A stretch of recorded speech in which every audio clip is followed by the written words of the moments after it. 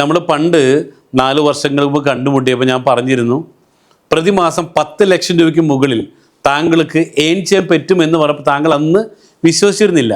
ഇന്ന് എല്ലാ മാസവും ഈ 10 ലക്ഷം രൂപയ്ക്ക് മുകളിൽ വരുമാനം നേടുമ്പോൾ അപ്പോൾ കിട്ടുന്നൊരു സാറ്റിസ്ഫാക്ഷൻ എന്താണ്? സത്യത്തിൽ സാറ് ഞാൻ സാറുമായിട്ട് പരിചയപ്പെടുമ്പോൾ ഒരിക്കലും സാറത് പറഞ്ഞെങ്കിലും സാറിൻ്റെ ഉള്ളിലുണ്ട് സാറ് ഇങ്ങനെ പ്രോജക്റ്റ് കൊണ്ടുവരാൻ പോകുന്നതൊക്കെ സാറിനറിയാം.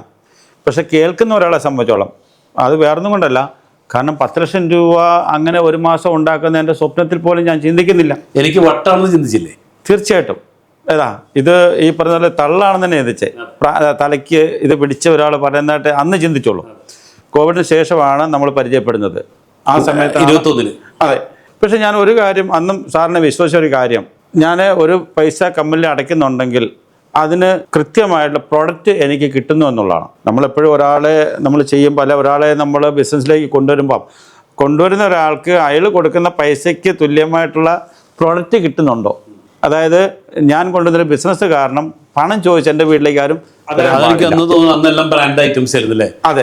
LG, വേൾപൂൾ, സാംസങ്, ഇംപെക്സ് അങ്ങനെ തുടങ്ങുന്ന കമ്പനീസിന്റെ ഡിസ്ട്രിബ്യൂഷൻ നമ്മുടെ അടുത്ത് വരുന്നത്. അത് തന്നെ. അതെ. പക്ഷേ ഇത് നല്ലതാണെന്ന് ബോധ്യപ്പെട്ടപ്പോൾ ഞാനിത് പ്രൊമോട്ട് ചെയ്യാൻ തുടങ്ങി. അങ്ങനെ എന്തായാലും കൊള്ളാം ഒരു ടീം, അതായത് എനിക്ക് ഇതുപോലെ കുറെ കസ്റ്റമേഴ്സിനെ ക്രിയേറ്റ് ചെയ്യാൻ പറ്റി. അന്ന് മാസം 50,000 1 ലക്ഷം രൂപ ബിറ്റ്വീൻ അല്ലേ? അതിന് മേലുണ്ടായിരുന്നു ആ സമയത്ത് എന്ന് വെച്ചാൽ ആ ഒരു രീതിയിലേക്ക് നമ്മൾ വരാൻ തുടങ്ങി. 22 കാലഘട്ടത്തിൽ. അതെ.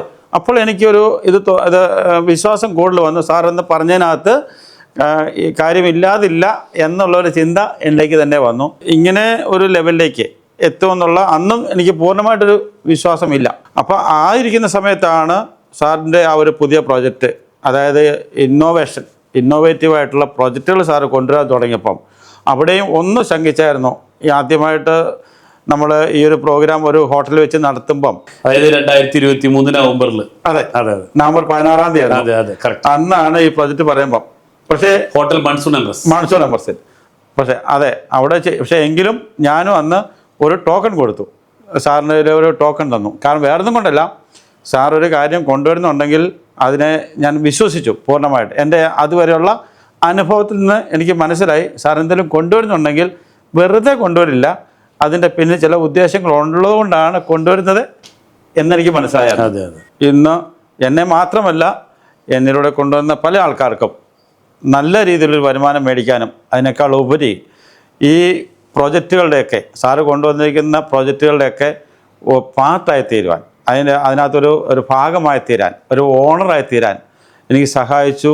അതോടൊപ്പം തന്നെ വയനാട്ടിലെ റിസോർട്ട്